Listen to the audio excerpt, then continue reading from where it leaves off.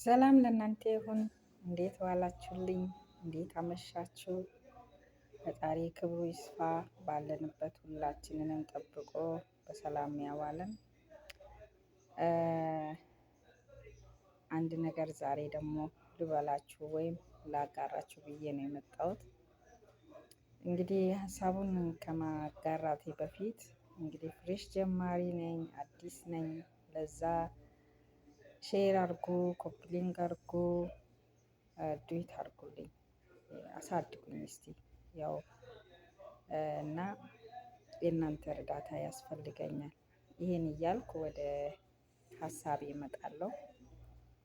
ታሪክ ነው የምነግራችሁ። አንድ ታሪክ ገጠመኝ ነው የምነግራችሁ። ታሪኩ እንደዚያ ነው። ሁለት ባልና ሚስቶች አንድ ቤት ውስጥ ይኖራሉ። አንዷ እንግዲህ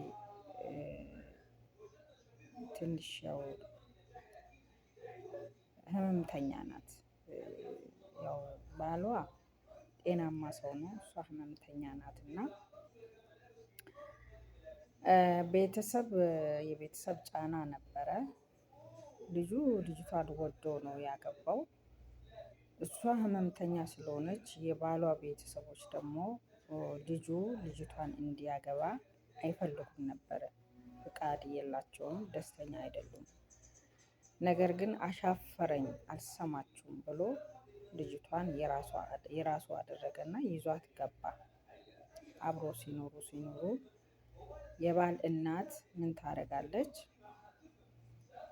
ይችን ልጅ ከቤት ማታጠፋ ከሆነ እሷን ማታባረር ከሆነ ወይም እሷን ማትተው ከሆነ ልጄ አይደለህም፣ ስለዚህ አጠገቤ እንዳትደርስ ብላ ወንድየውን ታስጠነቅቃለች።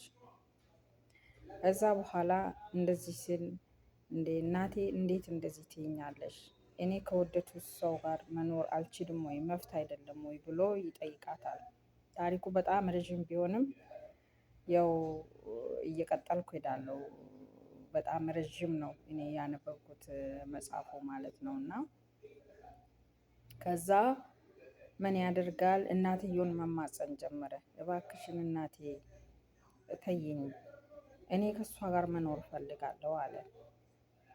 ከዛ ሲል አይሆንም፣ አንተ ከእሷ ጋር የምትኖር ከሆነ ለእኛ ልጅ አይደለህም። እስቲ ይህንን ታሪክ ምክንያቱም እኛ ሀገር ላይም የሚገጥመን በቤተሰቦቻችን በትዳራችን ላይ የሚገጥመን ነገር ይኖራል። በእርግጥ ብዙዎቻችን እንማርበታለን ብዬ አስባለሁ። እና ያው ውሳኔውን ምን እንደሆነ ረዥም ስለሆነ እየቀጠልኩ ሄዳለሁ። እናንተ ደግሞ በእናንተ በኩል ቢሆን ምን አይነት እርምጃ ነው የምትወስዱት የሚለውን ነገር ነው እኔ አሁን ልጠይቃችሁ ያሰብኩትና እስቲ ፈጣሪ ቢፈቅድ እያወራን እንሄዳለን።